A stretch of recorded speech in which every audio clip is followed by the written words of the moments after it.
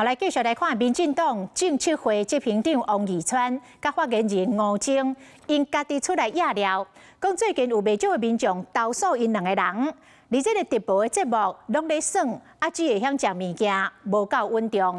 讲总统赖清德二顶礼拜因的中常会，嘛甲因两人念一困，讲政治人物都爱有专业度。吴征讲，无共的声音，因拢听到了，会努力加强改进。来讲说我们上节目的事情嘛，宜川你家己有看到啦吼，这不是第一档，人在写吼，你甲看，你安尼讲话吼。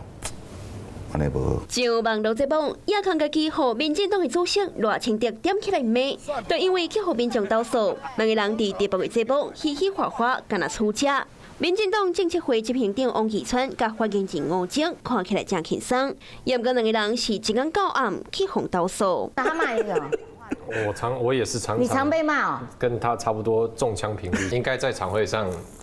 川哥还是被点到多一点。根据了解，顶礼拜中常会要结束的时，赖清德摕电话定情表，真无欢喜讲，那一摆安尼，哪会安尼？政治人物爱有专业度，佮讲你个是政策会执行长，所来个外头甲吴征讲，也有你嘛爱加培养专业，因为你是代表民进党，那无敢若安尼，真无彩。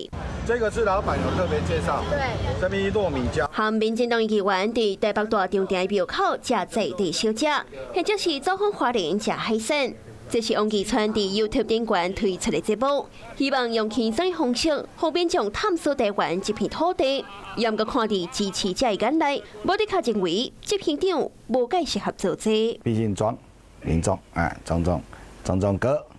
吴征跟王义川在上节目的时候，因为是代表党的形象，所以整体还是要稳重庄重一点。像这2天，也有民众打话来说，希望党部的直播要诙谐一点、轻松一点，不同的声音我们都有听到。强调面对无同意见，拢会改进。毕竟拼流量的目的，嘛是为着争取更较侪支持。那因为安尼拍歹形象，颠倒袂好。